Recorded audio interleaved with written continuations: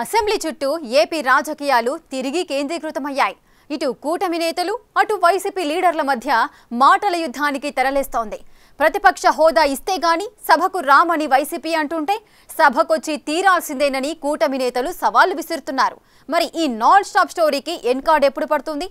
ఈ రెండు రైలు పట్టాలు కలిసేదెప్పుడు? అల్టిమేట్ గా డెమోక్రసీ అనేది ఉంది. వీళ్ళు ఇష్టం వచ్చినట్టుగా వీళ్ళు బుద్ధిపుట్టినట్టుగా వీళ్ళు ఇష్టం చేయలేరు. అసలు అసెంబ్లీలో నాకు ఎందుకు ప్రతిపక్ష హోదా ఇవ్వడం లేదని హైకోర్టులో కేసు పెండింగ్ ఉంది. ఫస్ట్ దానికి సమాధానం చెప్పండి. ఫస్ట్ అసెంబ్లీకి రాకుండా పార్టీ ఆఫీసులు మూసుకొని సోషల్ మీడియా ఆఫీసులు పెట్టారు. సిద్ధమని ఎగిరిపడ్డారు.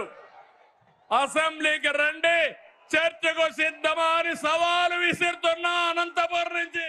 చూశారుగా, ఇది ప్రెజెంట్ ఏపీ పొలిటికల్ సిట్యుయేషన్. ఈ నెల 18 నుంచి ఏపీ అసెంబ్లీ వర్షాకాల సమావేశాలు ప్రారంభం కానున్నాయి. ఈ సమావేశాలు ప్రారంభానికి ముందే ఇరు పక్షాల మధ్య మాటల మంటలు చెలరేగుతున్నాయి. వైసీపీ అధినేత జగన్ అసెంబ్లీకి రావాల్సిందేనంటూ కూటమి నేతల నుంచి కామెంట్లు కత్తుల్లా దూసుకొస్తున్నాయి. సీఎం చంద్రబాబు నుంచి మంత్రుల వరకు గతంలో కావాలి జగన్ స్లోగన్ లాగా ప్రెజెంట్ అసెంబ్లీకి రావాలి జగన్ అంటూ పిలుస్తూనే ఉన్నారు.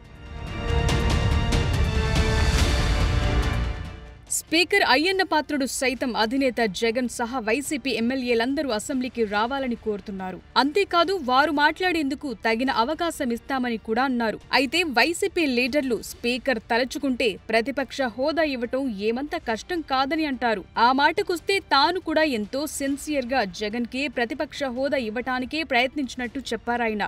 ఒక సమయంలో తాను అసెంబ్లీ రూల్స్ మొత్తం చెక్ చేశానని, నిబంధనలకు విరుద్ధంగా జగన్ కు ప్రతిపక్ష హోదా ఇవ్వటం తన పరిధిలో లేదని అన్నారాయన.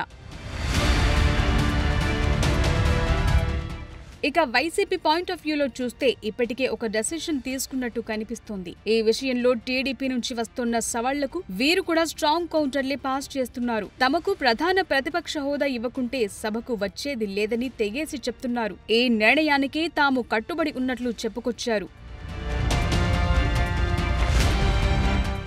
వైసీపీ నేతలు అసెంబ్లీకి రాకూడదని గట్టిగా ఫిక్స్ అయినట్టు కనిపిస్తున్న కూటమి నేతలు పదే పదే విజ్ఞప్తులు చేస్తూనే ఉన్నారు. ఇలా ఎందుకు జరుగుతున్నట్టు, అధికార పక్షం ఈ విషయంలో ఎందుకంత పట్టుబడుతున్నట్టు అన్న చర్చ కూడా జోరుగానే నడుస్తోంది.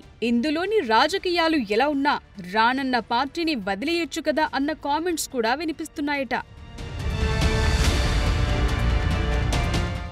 వైసీపీ అధికారంలో ఉండగా బాబు సభను బాయ్కట్ చేశారు. అప్పట్లో సీఎంగా ఉన్న జగన్ కనీసం ఒక్కసారి కూడా టీడీపీ ఎమ్మెల్యేలు సభకు రావాలని పిలవలేదు. వారు సభకొస్తే బాగుండని కూడా అనలేదు. అలాంటిది కూటమి ప్రభుత్వం జగన్ ని ఇంతగా బతిమిలాడటం ఎందుకన్న ప్రశ్న తలెత్తుతోంది. దీని వెనుక దాగిన రాజకీయ వ్యూహం ఏమైయుండొచ్చన్న చర్చ సైతం నడుస్తోంది.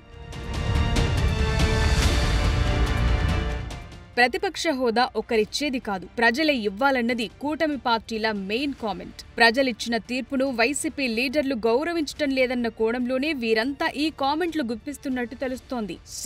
సిద్ధమంటూ ఎగిరిపడ్డ వీరంతా రాజకీయాల్లో ఓనమాలు తెలియని వారని, అందుకే నిబంధనలకు విరుద్ధంగా ప్రతిపక్ష హోదా కావాలని కోరుతున్నట్టు ఎద్దేవా చేస్తున్నారు అధికార పక్ష నేతలు. ప్రతిపక్ష హోదా లేకున్నా అసెంబ్లీకి వెళ్లాలని జనమే వీరికి బుద్ధి చెప్పాల్సి ఉందని ఈ దిశగా చంద్రబాబు సైతం పిలుపునిచ్చారు.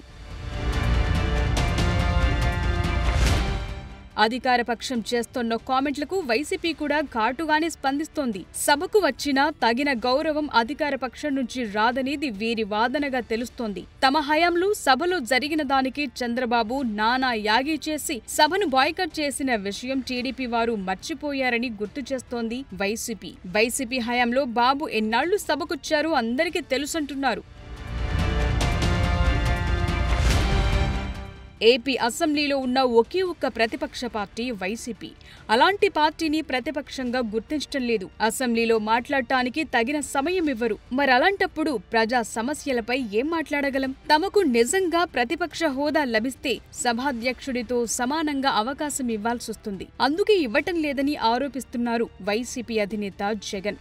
మరి ఈ హోదా గొడవకు ముగింపెప్పుడు? వచ్చే ఎన్నికల వరకు ఇది కొనసాగుతూనే ఉండాల్సిందేనా? ఎందుకంటూ ఒక ఎండింగ్ పాయింట్ లేదా అన్న ప్రశ్నకు ఆస్కారం ఏర్పడుతోంది.